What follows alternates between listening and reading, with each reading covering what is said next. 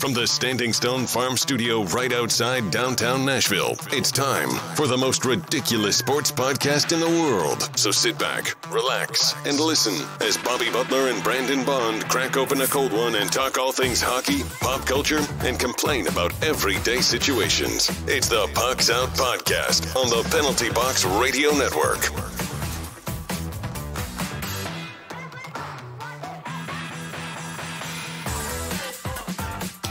Welcome into the Fantasy Show. I'm Bobby, he's Brandon, and he's Davey. Hey-o. I'm not Davey. You always mess up the order here. You got to read me last. All right. We don't have a new intro yet. Some unforeseen circumstances. We're using the old intro for the other show, but we're working on that. But we are the Fantasy Goons. So welcome to the Fantasy Goons Show. You can find us on the three majors of social media soon, hopefully at the Fantasy Goons, but for now at Pucks Out Pod. Now let's get you the info you need to be a champion. How are you guys this week? Getting ready for hockey to come back? Good. Gotta get a draft set up, time frames, and what's not. I've got a corral. Apparently, one of the guys in the league hasn't reactivated his team yet. Don't know who it is. So I'm gonna have to send that message out and find out who it is. I think it's our boy Sobo or our boy Riley. Sobo's not in the one of the league that I sent that message out to. I believe he is. I don't think so. Okay, well he's in my Cats league. Then it's not Sobo, but then it's probably Riley. So old Riles Mac reactivate that team, or it could be Sass. I hope it's not me. Sass possibly. Yeah. It could be any of them. I don't know that you're in that league, so maybe we should just get you in if dude doesn't reactivate. All right. For news, not much news. Sports coming back. So let's jump right into it. How do you guys think the fantasy season is going to be impacted by this weird 56 game schedule? You got teams playing their rivals multiple times more than usual. What do you guys think that means for fantasy? Davey, you seemed like you got an idea. We're going to see a lot of goals in Canada this year. I feel like they're going to score a ton of goals. That's what I feel like. That was my first thought when I saw how is this going to impact your schedule. And so that in fantasy wise, I mean, I might be loading up on some Canadian players or some of the guys on these teams, like the McDavids and the Matthews and the Elias Pettersson. Is there multiple McDavids? You know what I'm saying. As far as how I think the schedule is going to impact things, I think this is really, really beneficial to the goalies that normally you would see splitting some time. You're not sure when they're going to play, and maybe some teams still do that. But as we talked about on the main show earlier when we were recording that, a guy like Vasi, who normally plays 60 games a year anyway, may get to play the full season, which is amazing. So I think that goalies are going to have the best impact from this. For sure. Whereas guys that are streakier and are down the stretch players may get hurt by this because 56 games is not 82. I'm no math guy, but that's where I see the impact as far as the most beneficial impact being goalies are going to get less games but still get to play the full season. That's a good point. Yeah. Goalies, that's going to be fun to watch too, because obviously, we're going to talk about it later, but tandems and things like that. But it's going to be interesting to see how that all plays out with the tandems being such few games and how quick the games are going to be played. I don't know how many teams are going to do it, and with anything, when you go to more games, each game within itself carries a more heavy weight to that win or that loss. So a big game per se, you got to have your guy in there, but with only 56 happening, that doesn't really impact. I mean, the reason we see a lot of these goalie tandems is because we don't want our guy slowed down and tired by playoff time. Exactly. So that's not as big of an issue. And obviously 56 games is more than some teams will play a goalie anyway. But a guy like Vasi who plays 60 games, or, a guy like Carey Price who plays most of the games, that's a big impact for them. That really means a lot, and each game means so much more. So obviously you want to have your top guy in there more often than not. I think that goalies are the most benefited by this shorter season. Yeah, I think that this benefits both the goalies like Vasi, who can play this amount of games by himself, but also the goalies who, I think Carey Price is going to benefit from this a lot. A guy who in a full season might not, would have to split time, but he's not a big time splitter from my I think he's going to be this year, though. Entering in, I talk about it later on. He's entering into his 14th season. He had a really good year. And so, I think he's going to be splitting some time, but I think that's going to be good for him. Whereas in a long season, he always seems to kind of struggle towards the very end. So this is the kind of season where I think efficiently this is good for him. I agree with that completely. Yeah. But all right, so let's move into who we think our MVP of the season can be. This can be a straight up, this guy's going to be the best player, or for his value, he's going to be the MVP. And I also reached out to some other contributors. Can I just go back to my point on the Carey Price? From 2015, which was his Vezina winning season, if I remember correctly, we have 66, 12 injury, 62, 49 injury, 66, and then 58 of not a lot of games last year. He is a big time usage. He's used a lot. So I do want to highlight. Well, what I'm saying is point. This year, I think that we are entering into his stage of career where he's going to have to start splitting games.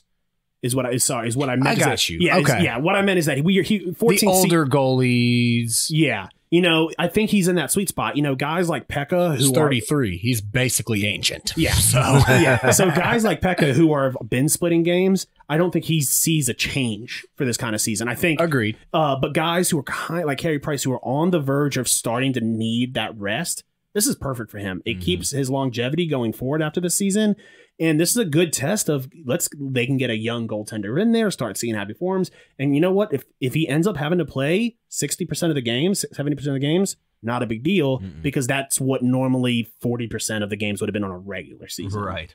Okay. But yeah, so let's move into our fantasy MVP for the season. And I say value, but this is really not a value. Alex Ovechkin. We know that he is still a first round guy. Many people will look at his age and be like, "Oh, he's too old now." The fact is, the old man can still wheel snipe Selly, baby. I believe he's gonna lead the league in goals. I think he's taking the Rocket Richard. I think he's gonna lead the lead in shots on net. In leagues that are shot and hit heavy, I mean, he's a cheat code. He will always shoot the puck, and he will get a shit ton of hits for you. So if he's still available in the bottom of the second, which I think in many leagues he won't be, but if he's there in the second, I'm getting him. You have to. If he's there in the top of the third, it's a no-brainer. You get Alex Ovechkin. So it just depends on who you're playing with and how they see his age.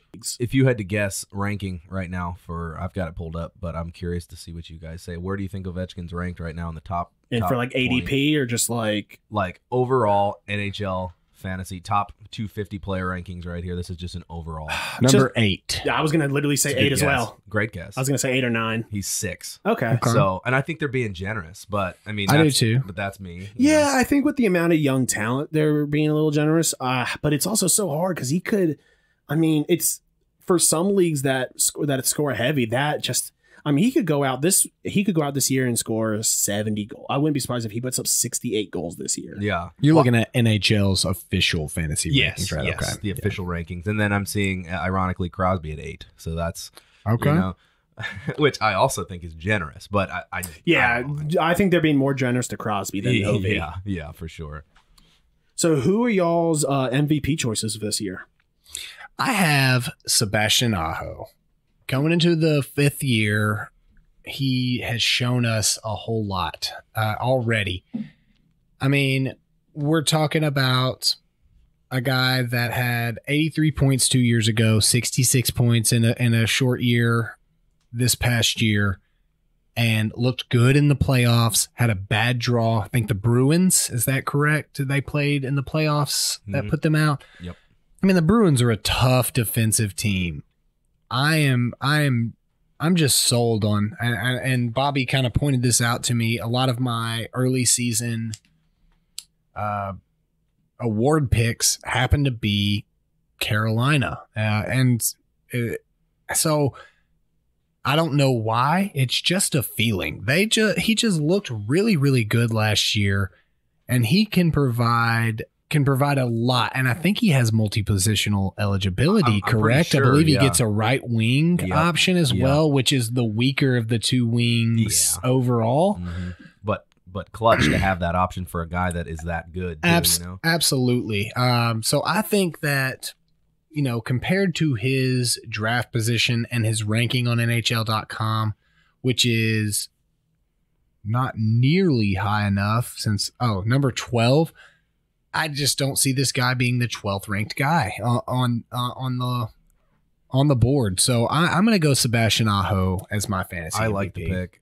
He's young, man. He's 23 years old. He's entering his prime, and I feel like it's only going to be uphill for this kid. He's actually one of my favorite players to watch right now. He is. And I talked so much about him last year when we were doing the fantasy show, and I really enjoy him. So solid pick, and I honestly probably would have I would have considered picking him as well as the MVP. I stole him. I got You in stole before him. both you guys. did, I know. But that being said, I really, really like your pick as well, Davey. It is a guy that I couldn't bring myself to put him on the list, but it's make or break because he's 22 years old. I've got Elias Pettersson, and he's 22 years old. I mean, he's put up big numbers in 2 NHL seasons, 28 goals, 38 assists, and 66 points in his rookie season. big playoffs this past year huge too. playoffs. So And then season 2 and the last season was 27 goals, 39 assists, 66 points. So you got 66 points his rookie season, 66 points last year. He tied it with less games. I mean, that's pretty awesome, yeah, and he didn't play as many games as his rookie season as well. He was still 71 or something like that, but still almost. their youth is only a hindrance when they're young. I mean, Right. this is a growing team that I foresee making a good stretch run, potentially in the playoffs. Not that matters for what we're talking about here in fantasy, but in order to set themselves up for a good run, you got to have a good season. Yeah. I love the pick. He's sitting at 13 on the NHL ranking. So 12 and 13, I like that. Yeah, and I mean, Bobby just went super safe trying to pick the number 6 guy. I mean, and real quick, I think that he's probably going to be, and this is I like being bold, you know what I mean? I think he's one of the best players in the All-Canadian North Division. I really do. I know we got McDavid and we got, Draisaitl, but Matthews. Yeah, absolutely. But Pettersson is he is a defensive player too. His defense numbers are incredible in comparison to McDavid's and Draisaitl's. And I would say better than Aho's. Oh yeah, I think so too, my point scoring opportunities will be better with Aho, but I think overall for a Cats league, if we're being honest, that could be the true MVP pick. No doubt. And I think Bobby earlier had on the dock had Jack Eichel, and I really liked that pick. I was surprised to pop on here and see that you had switched it, but not that Ovi's a bad pick or anything, but I really liked the bold pick of Jack Eichel and What's what he that rank? could have done. 10. He's 10. Okay. So Well, I think I put him as my Hart Trophy winner on the other show. I don't think I ever had him as my. maybe that's right. Yeah, I had maybe him as I my Hart mixed them Trophy. up. I have Jack Eichel Trying to do winning- two winning the jobs. Hart. Yeah. But let's be real here. Taylor Hall coming into town. Jack Eichel could be a dark horse for this spot as well. So great picks from everybody. I mean, depending on where you're at in the draft, I'm not taking any of these guys number 1 overall. No. But That's kind of the point, I think, of an MVP because it'd be too easy if the number 1 overall. Yeah. Listen, I get first pick. If one of you guys give me a Connor McDavid or Leon you get first Draisaitl, pick. You get first pick. Who you taking right now? I mean, McDavid or Draisaitl. Same. McKinnon, no question for me. I'm a McKinnon guy too. But because you've been on that bus for 4 years now, eventually it's going to hit. No, McKinnon always brings you home in some fantasy. So that, but either any of those 3 guys are the obvious. Look, we're not saying we're going to pick these guys number 1 overall if we get the opportunity. But that's more of what we're choosing is the number 1 overall pick is not generally the number 1 overall. The hardest pick is like guy. the 4th or 5th pick, and some good guys have been getting off the board. But like if this guy shows up at like the 6th pick in a 12-man league, you got to start. I'm sure. I would pick Pedersen over Crosby any day. Oh, I'm not going to deny that at all. I would honestly in Ovi that's tough because gosh, you get an opportunity to OV and just pass. It's tough, especially like in smaller leagues. It's not as tough, but like if I said, if it's a 12-man league and you've got the 6th pick, you've got so many picks till it comes back to you. What pick do you guys want this year? There's always that kind of spot that you're kind of feeling. Mm-hmm. I'll tell you, there's one. I wouldn't be mad at 8 or 9, to be honest. Depends on the size of the league. In a 10 or 12 team league, let's go 10 team because most people are either 8, 10, or 12, and so 10 is that good middle spot. I wouldn't mind. You're a 10 team league. 8th pick, I feel like it's not a bad spot. I'm a middle of the way. I'm a 5 guy because it allows you to see what people in front of you are doing, but also allows you to see the path that people behind. Because if you have the last pick of the draft, you're like, okay, where are people going from here? Am I about in the next round about to play a bunch of idiots and all my goaltenders are going to be going? Right. But now if you have run. But if you get an 8th pick and then you see 2 goalies taken back to back, you're like, okay, I can play this the right way now. Well, and so that's my argument right now is going. I want the number 4 pick because you still get a little bit of a turn, but you get one of these 4 guys: Nathan McKinnon, Connor McDavid, Leon Draisaitl, or Austin Matthews. You get the potentially guaranteed best players. What pick don't you want? I feel like number 2, the 2 10. spot. I hate turns. I hate picks on the turn. I don't love that last. Spot I would rather have 2 than 1 if we're being honest, because I hate picks on the turn because you're having to. You don't get to see exactly what you're saying. You don't get to see runs happening. You have to make your call. You gotta prepare it. You don't get any opportunity. You either make the run, and I feel like you either make the run or you miss the run. You start it or you miss it. And I hate picks on the turn for that very reason because you never get to get value. You either I like this guy a whole lot because of where I can get him within the draft. But if you like a guy and you're pick 1, you either got to take him or miss him. Yeah. And so that sucks. Right, so 10 is not better than 1, but as far as for that goes, but you're still picking at the turn and you're having to kind of try to plan ahead. Right. Is this guy going to go before? If you really want him, you have to take him. And I hate that. Unless you're in one of my weird leagues, then it's like, oh, pick number 1, Vincent Trocheck. Which surprisingly has been the best pick for 3 years in a row now somehow. Dude's a monster in high-scoring leagues. Oh, I believe it. When face-off wins are worth like 3 points, dude gets like 900 face-off wins a year. All right, so let's move on now into our best or best value goalie tandem. This is really more of a, if you take this guy, how much are you going to reach to handcuff his backup? And I'll start us off. Korpisalo and Merzlikins, I think neither of those guys you have to reach for. So you could theoretically get both of those guys at a fairly good value in the draft. If you I see Braden Holtby and Demko. If you want to get Holtby and Demko, I think you're having to move some stuff around in a weird way in order to get both. Same could be said maybe because Markstrom for several years has been a first one, or I think Markstrom used to be like one of the first 3 goaltenders off the board. Now I don't know. He's fallen. He's a little bit later, but you have Korpisalo and Merzlikins. Let's just all talk about all our picks all at once. Davey, who do you have? Yeah, I've got Braden Holtby and Thatcher Demko. And I have Jacob Markstrom and David Rittich. Mm-hmm. I think that Markstrom you make because he had such a good finish to last season. I don't want to say you're going to have to reach for him. I'm not going to reach on goalies. I just generally do not anyway.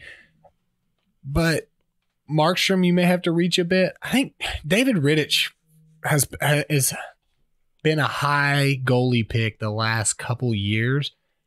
And when somebody does that and doesn't really perform, it leaves a bad taste in people's mouths. Yeah, it really does. And so, and we all have those guys that I don't care what you do. For the longest time for me, in fantasy football, Golden Tate, dude. Golden Tate. I just wouldn't go. You know, it didn't matter what the value was on him. I just had a bad taste in my mouth. We do have some breaking news real quick. Colin Wilson has retired from the NHL. He played playoff Colin Wilson. Yeah. 11-year veteran, played with the Avalanche and the Predators, 113 goals in 603. He has announced his retirement at 31 years old.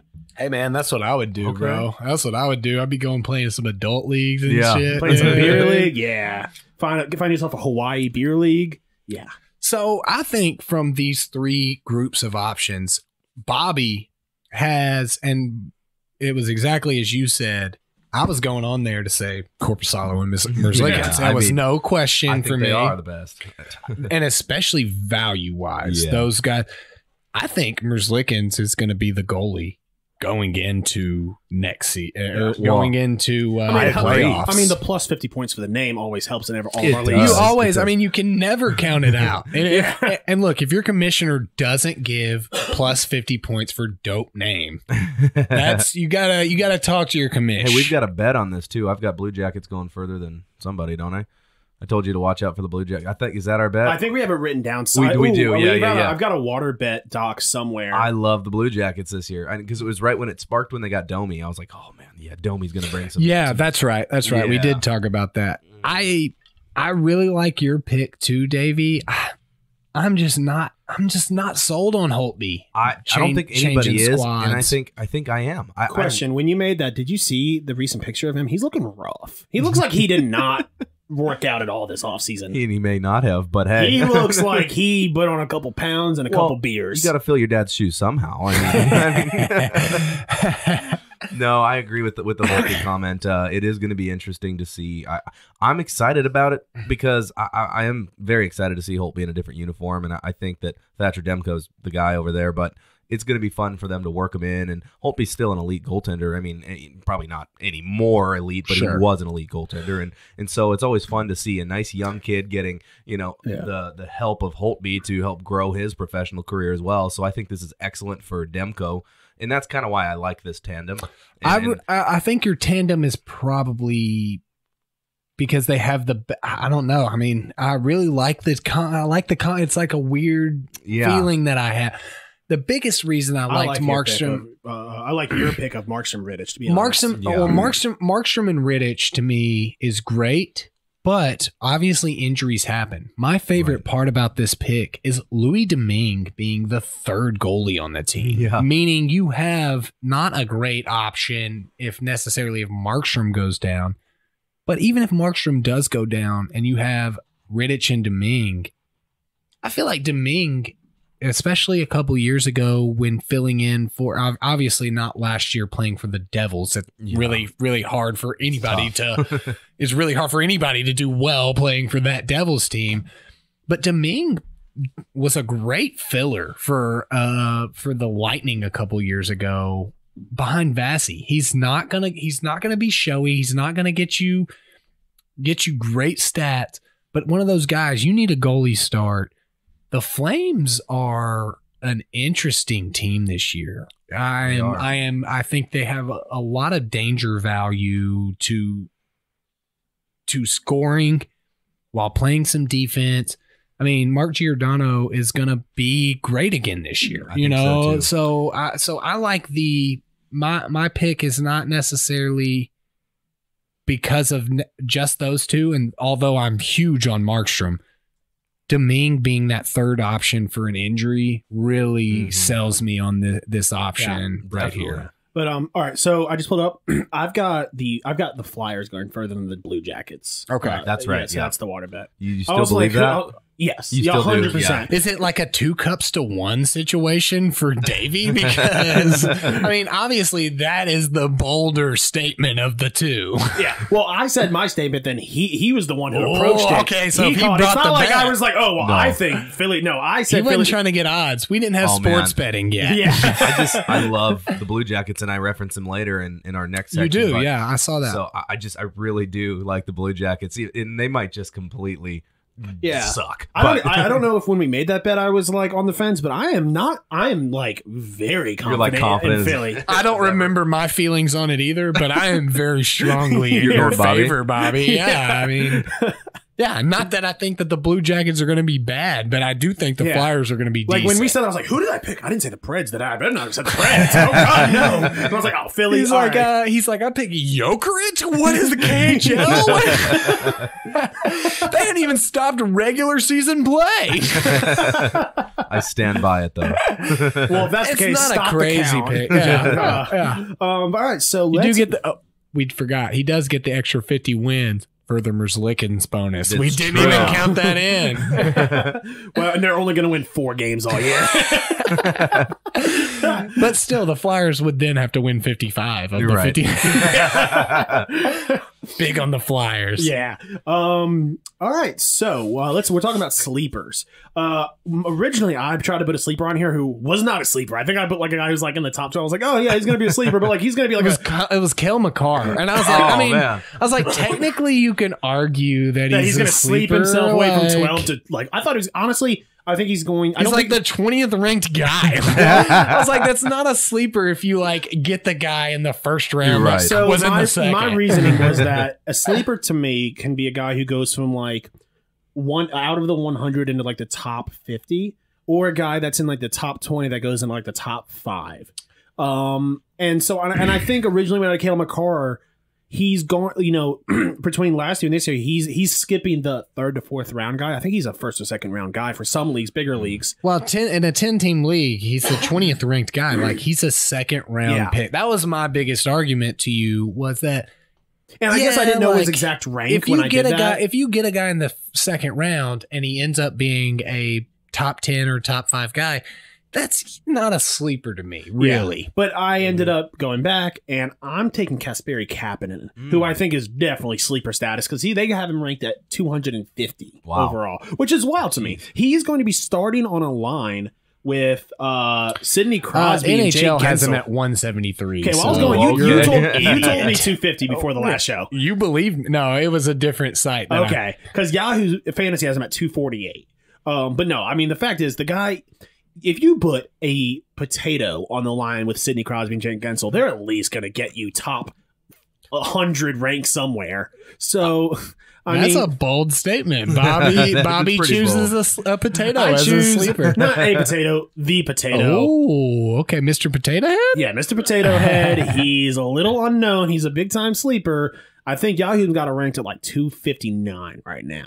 Solid. And the crazy thing is, he can wear multiple things, and he's He can disguise himself. Yeah, and he can play right wing or left wing. He's That's multi-positional. He's now. Is that changed for Kapanen? Because last year he was right wing exclusive, right? I don't know what his positions Okay. are. I was think talking it about was Mr. right Potato wing. Head. Yeah. Okay, gotcha. But Kapanen's a great pick to me, and I was more for the sleeper section. I was glad you kind of changed because your argument made sense. Like technically, it could have been a sleeper for your argument that you're making, but it was just not enough value to me. Yeah, and to while we were sell. having it, I talked myself out of it. Like I was like, all right, yeah, he's not. This is a cheat. I really like this pick though. This is great. I mean, Kasperi Kapanen's cool. I mean, I think he's going to be seeing really solid playing time with these guys, and being on a line with guys like these, or playing on a team with guys like these. How do you not be a sleeper? Yeah, I mean, I was shocked when I saw his ranking. yeah. I thought for sure that was very low. it to me. was. I yeah. thought for sure at the high point he'd be like 60th. Well, I mean, 60 and saying he was a sleeper would be still, I would argue that's a good choice. Yeah, you know, like 100%. that's, I mean, 60 is,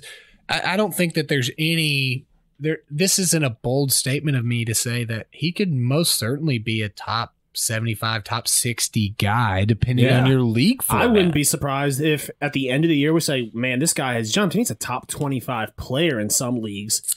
Sure, he could make that jump, and that wouldn't be crazy. Especially in a weird season like this. But if you're talking about, even if you go off NHL's fantasy rankings, which a lot of people will, Yep.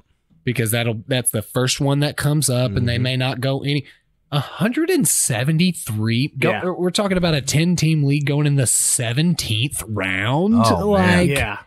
That's For some leagues, that's like the last round for Right. some. Yeah. Yeah, he may not get drafted in a lot of rounds, and that's something that you got to look at. I want in on that league. I want to play in that league where nobody's drafted him. Well, but you got to think, like, some people are not going to go searching. Some people are just, I want to play. And, going to go down the line. And here's the thing, there's a lot of, and sometimes I forget that there are people out there who play fantasy simply because they're a fan. So, like, I saw on Twitter, someone took Nolan Patrick with the first overall pick because they're a fan of Nolan Patrick. Yeah. It's like, okay, yeah, and that's perfectly fine. It's about having fun at the end of the day. Absolutely. And there's a lot, and our categories league, we have a lot of guys that are not super in-depth hockey fans that are just fan of playing fantasy sports and fans and, want to play with their friends, just talk smack and stuff. So I mean, you cannot. I will not talk shit about anybody's drafting strategy if you're a fan unless you take a goalie in the first round. And my thing is, I'm gonna make fun of everybody's drafting strategy just because I'm a smack talker. Why not? You know what I'm saying? Like, my thing is, even if you have the same strategy as him, absolutely. Like, I'm gonna smack talk you, even if that was gonna be my pick. I've got Oliver Bjorkstrand, Columbus Blue Jackets. He's young. I mean, he put up 100+ point seasons for the Portland Winterhawks in the W 2 years in a row. I mean, back-to-back 100+ point seasons. I mean, that's impressive. As I think he's going to bring that to the NHL level. An injury kept him out a little bit last season, but he still managed to lead the Blue Jackets in points per game, shooting percentage, and game-winning goals. Wow. And I bet nobody knew that stat because nobody's obviously paying attention to the Blue Jackets, but except me. Your sleeper. Right. But I expect him to see time on the top line, first power play unit as well. I don't know what's going to happen with Pierre-Luc Dubois if he sticks around. It's not looking promising at the moment. I think he wants a trade. He just got that new 2-year deal, but I think he wants a trade out of there, so that will impact him negatively. But I still think he's a sleeper because he knows he's going to have to play a more important role, and I just, that's a name I think people should keep on their lists. I think he's ranked on NHL Fantasy's 250. He's 130, so he's a little higher up than old Kasperi Kapanen, but I like Bjorkstrand, and I think everybody should pay attention to him. I definitely don't hate the pick. It's not something that I'm personally feeling, but from 130, if you can get this guy in the 10th round and he gives you top 70 value, that's exactly what we're looking for on the sleeper pick here. Yeah. I have a guy that I have an original pick, and so I kind of threw another pick in there to make it similar to what you guys have chosen. My guy's ranked 52 on NHL's Fantasy Top 250. Brady Tkachuk, especially in a categories league. I want to highlight this. At 52, you're probably going to have to take him around the 5th round or so. I think this is a guy that can give you top round value. And so seeing your guys' 2 picks, I did throw an additional pick in there, but I mean, Brady Tkachuk is going to score you points. He's going to get you hits. He's going to get you blocks. Definitely. I think that there's a lot of value in that. And there's a lot of guys in front of him that I would be happy. I mean, I would be happy to take him in front of. 52's pretty close to the top, though. 5 round, you're not going to get any value. So I do want to give a value pick to people, especially in some deeper leagues, 10 or 12. Anthony Duclair. It's going to be a guy that's probably not going to get drafted in most leagues. He showed out last year on a Ottawa team that was bad. That was really, really bad. Getting multi-positional eligibility on either wing, playing in Florida. I mean, we're talking he's at 232 right now. Okay. So like we're talking most leagues. He's not even going to get drafted. Yeah. And so that is the kind of value that you guys have brought to the table. So I did want to give a pick like that. Anthony Duclair especially depending on his line position, where he gets placed, where Quenneville puts him, you get to play with Huberdeau and, or Barkov or both. Things change quickly then. Things do change quickly. And with that multi-positional eligibility, that is fantastic. One more I wanted to throw at you guys. This is not necessarily my pick.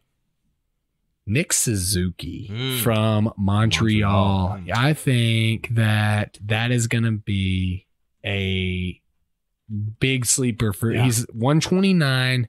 129. Okay. Center right wing eligibility. Playing in Montreal, a team that I don't know how you guys feel. I think that we're on the cusp of looking a lot better than they have. I think that could be a mega sleeper. Yeah. That I do want to say that I tried look. I literally, it's funny because I'm looking at the Habs roster right now, and when I typed it in, I just typed in Habs current roster. It really wanted to give me the 2019 roster. And I think you had the issue with something else. I did 2019. There was like no 2020, straight back to 2019. Wow. Great sleeper picks. I think they're all really good values. I do not see any of these players finishing close or worse than their current position. But let's get into our winners and losers. I'll start us off. My winner for this coming up year, Carey Price. I talked about him earlier. While he may see less work, they brought in Jake Allen, more rest for this vet entering in his 14th season after a really good year, which is just what the doctor ordered. If you can get him and not have to buy high or reach for Vasi or Haliabek, I think it's a good deal. Because there's going to be a lot of people that do reach high for Vasilevsky, and I think what you're getting from Carey Price at the end of the day isn't going to be substantially worse than what you get from one of those other guys, because the guy you're going to get in place of that round where Vasi was is going to make up more than make up for that difference. Yeah. So I think Carey Price is a great value at goaltender when a lot of people are, the fact is sometimes his play is not the determining factor. It's actually him playing less that's going to help him throughout this season.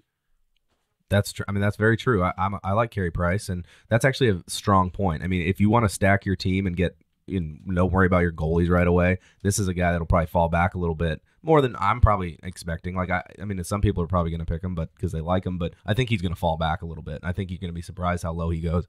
In my opinion, I hope so. If I could get him late in the draft, I'd be perfectly happy. It would be great. Yeah, that's exactly. That would be like. Listen, I have no problem in a league if a Carey Price ends up being my main goaltender, and I get him really late. I'm okay with that. I'm not worried as much as I would be with my loser that I have on here coming up. Yeah. Just speaking to goalies, and you have a goalie on there, yes, Davey. John Gibson, that's a guy that's going to go way late and is going to start a lot of games. And he's going to get a lot of saves because they let a lot of shots on net. He really will. So he's not my guy. Don't expect a shutout out of him. Yeah, right. He's one of those guys where if you get him in a Cats league, go ahead and sacrifice your goals allowed average. Yeah. And just know you're getting a lot of saves. Absolutely. Right. Well, and especially from where you're probably going to get him relative to, a starting goalie where starts are going to be valuable. I want to put this in perspective. 195 last year, I got him in a league in free agency after the draft, and he got me a lot of save points. Listen, and it's one of those things where if you at the end of the week you need one more goalie start and you don't have it, you're gonna allow a lot of goals. But he's going to get you, 60 saves in a game. Absolutely. It's wild. They're just not a good team. But honestly, sometimes you don't always want a goaltender from the best team with the best defense. Right. Because, if you get 12 saves in a game and, cool. But for goalies, you want use sometimes.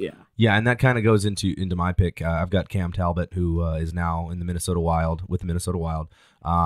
Wild traded away Dubnyk, and Stalock is going to miss some time. So Talbot's the clear number one, and he shared time last season with Riddick in Calgary for a little bit, and he emerged as the number one goalie in the postseason for the Flames. So that he's showed that he's got a little bit more spark in him. He's not the Talbot we saw for a couple years there in Edmonton where he wasn't all that good, and I feel like he's going to bounce back. I feel like this Wild team also has great young talent like Fiala and Kirill Kaprizov. Boo. Yeah, I know you're bitter about Fiala, but Fiala's solid, and I think he'll be playing behind one of the deepest defenses in the league, and which is, to your point, said not necessarily a good thing for a goaltender, but I think Wild is still a team that is going to give up a lot of shots. I know their defense is solid. They've got I mean, what is their The Spurgeon general warning. Oh man, yeah, The new captain. Yeah, the new right? captain. I know. The new Matt captain. Dumba. I mean, Dude, look, solid guys. I think that it's something that Talbot has missed in his career. He hasn't been as great because, I mean, the Oilers have had a few good defensemen, but the style of the way that the Oilers played, and even the Flames to an extent, Mm-hmm. the way that they played, they were scoring in flurries. So like it makes the other team more aggressive and takes, I mean, it's hard to block amazing shots that the other team is having to take. Yeah. I love the pick. I think that it's a great pick. And with a more defensive style of play, I think you're going to be looking at some potential shutouts. And I mean, Dubnyk was that guy that you could pull in and he'll get you a shutout. Yeah. You know, he'll bring you a shutout to the table. And I don't think that's all Dubnyk that Dubnyk's doing. Well, exactly. I think, and you guys, I think you agree that the Wild are going to be a little better team this year. And I think one of you even said that they're gonna get higher than the Stars. I think we said on a episode or two ago. But I obviously I'm going to disagree as a Stars fan. But one of you said that, and they could. I mean, they really could. Very well. It wouldn't be crazy. No. So I have a main winner, and then I threw one more in there that should have probably been closer in the sleeper section, but I do think he's a winner based on the offseason. But my main winner is Jack Eichel. Not only for him being obviously awesome. Bringing in Taylor Hall is a twofold benefit to me, in my opinion. Obviously, Taylor Hall is a great player to have on your team and have the option for. But I think what it mainly does is it shows Jack Eichel that this team is willing to win. They want to win. Yeah. And for a young guy that has been dominant in this league for the past few years, but seemed to kind of turn it off because it seemed like his GM and his coach and everything just didn't care whether or not they won. It's not about winning to them. I think that showed them, look, we are willing to win. We want to win. You got a couple of Rasmuses back on defense. Yes. Dahlin gets a year under his belt and gets to come back out here. I think Jack Eichel is the biggest winner just purely based off of the organization's thought process on winning and him being showed that they want to win. Yeah, so I think that's a big winner. It seems like a little bit of a cop out, but my semi winner is and like I said, should have gone into the sleeper section. Victor Arvidsson. There's a beaut. We're talking about on the NHL's top 250 fantasy. He's an honorable mention. He is outside of the top 250. It's because he's on the Predators. I mean, it's the Predators, but it's also, I mean, he's had slower years. Yeah. Pressure, I feel like the pressure has got to him. His whole career seems like he was just that wily guy that just got in there and made things happen because he's willing to give 100,000% more than the guy beside him. And he had a really good season and scored 60 points in a season. And then so it's an expectation at that point. Yeah. So the Predators making a lot of moves and selling a lot of pieces off and saying, hey, we're trying to rebuild. I think that takes a lot of the pressure off of him. Yeah. So if you can take Victor Arvidsson on your last round pick, or if you're playing fantasy hockey here in Tennessee, there may not be that option because the guys know him and want to bring him in, and he's coming in they actually spoke with the players at training camp this morning. He's finally, for the first time in 3 years, coming into a season fully healthy. Yeah, oh, that's huge. He has been struggling. The Preds have overall, a lot of their big guys have been struggling with health coming into a season because they always, they make it just far enough into the postseason because Nashville's wild to have they make it just far enough in the postseason to have a shorter offseason, so they don't really have time to get fully healthy. Well, they got knocked out this year pretty early in the bubble playoffs, and they had time to get healthy. And he's finally come. He said for the first time in a long time, he's 100% healthy. And I think for a guy like him, where his health, the amount of effort that he gives correlates to his health. Yeah. That's huge. I think we could be seeing a great year, and I think that's a great pick, especially the value you get him. But now we're going to move into our losers. I want to go and start off with Anton Khudobin. I think both him and Ben Bishop, Antoine Khudobin got lucky last season, I think, with a lot of... He is not good in high danger situations. In fact, he's one of the worst. Yeah. Ranked 29th among goalies in high danger chances. He had an 82.5% high danger save rate. I think he's no way worth drafting sooner than the 5th round. I wouldn't take him before the 6th or 7th round. I think that people are going to buy high on him because of last year. I think him and Ben Bishop are not going to be the same this year. And I want to say, I know you're a huge Dallas guy. They're slow starters. I think that this 56-game season hurts them a lot more than a lot of other teams that are the good teams. And they didn't do anything. They've got the same team. They re-signed guys. Yeah. We're talking about a team that doesn't score very many goals, and defensively they're great. But and that helps their goalies, and that's why their goalies look so much better. But you're right, Anton Khudobin was a lucky little, and he saw an opportunity. He was given an opportunity, and he rose to the occasion. Yeah. Can he do it again? I don't know. This is going to be tough because Ben Bishop is out. So, I mean, Khudobin's got a lot. Yeah. He's got to carry Not to mention, so. They had some great third alternate jerseys released, and they have probably the worst retro jerseys I've ever seen. They're bad. They're not so good. They're going to have to play in those things. I know. I'm I would say not good is the not absolute 100% 10 times nicest way you could say that. that is very, very nice of you, Davey, for not coming at your team like that, because they're bad. They're awful. They're absolutely awful. And they used to have that big star on there back in their older jerseys, and that's what they put on there. And I don't know. They missed an opportunity, I guess, with the Wild going with those North Star jerseys. You can't really... Dallas couldn't really do it, you know. You know what? If I'm Dallas, I'm doing it too. I would do the exact. Those are the best ones. I'd have just done it too. Be like, hey, right here, buddy. You know, like, come on. Whenever they play it, wear the same ones. Yeah, I love the North Star. It's, you know, like, or if I'm doing it, but I'm making just to piss them off, doing purple. Doing purple jerseys like that. I would just do like so that you have to go play the Wild there. Let me hit you guys with this. Absolutely everything the same, except for instead of an N, it's an S for the South Stars. I like it. Davey, who do you have on your losers, buddy? This was honestly, I was having a hard time with it, and I was thinking this one's kind of just off. A little different. I got Devan Dubnyk and Ryan Donato getting traded to the Sharks from the Wild. I think I hate this for them because I feel like the Wild have a strong chance to compete this year, whereas I don't feel very confident about the Sharks again. I don't feel very good about the Sharks at all. This does make the Sharks a much better hockey team, though, but I don't think it's enough to make them go deep. No. But it will be nice for them to have a nice, solid goaltender and maybe a second liner, Ryan Donato, something like that.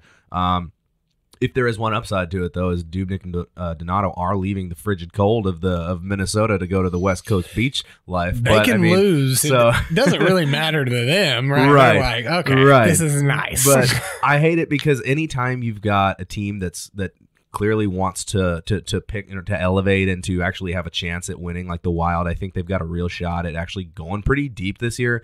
And then leaving, getting traded away, or I hate that for guys all the time. And so they're not necessarily the losers per se, but they kind of are. They're getting in an unfortunate situation here. The losers are it's relative, because you're going to see with my pick that it's not necessarily the guy that's going to be bad this year. Right. It's just more the guys that got moved into a situation that is not as beneficial as it once was. Exactly. I mean, Dubnyk, we're talking about the top defensive stars on the Sharks are not defensemen. They're great offensemen that happen to play on the back side of a roster. So I agree with that. I think Donato, while was going to have more opportunities to be a part of the game plan, I think that he could come out and give you more minutes and maybe and therefore a few more stats than you're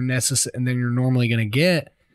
But I agree with that. I mean, it's hard taking Dubnyk from a guy that we talked about where Cam Talbot is a potential winner because he's going to the Wild and taking a guy like Dubnyk, who's older, onto a team like the Sharks that, I mean, Martin Jones has been run up and down this league. We're talking about one of a few years ago, we're talking about one of the better goaltenders and one of the guys you're going to take higher in the draft, to a demolished squad that just gets him wrecked on a daily basis for a multi-starter. I love the pick. Yeah, right there. Dubnyk's a shutout guy. He's going to go get peppered in San Jose, and he's not going to get, but maybe two. that was a lot of Dubnyk's value. He wasn't necessarily the best goalie on the ice, but every once in a while, he was going to give you a 45 save shutout that really helped you win a week. Right. And so I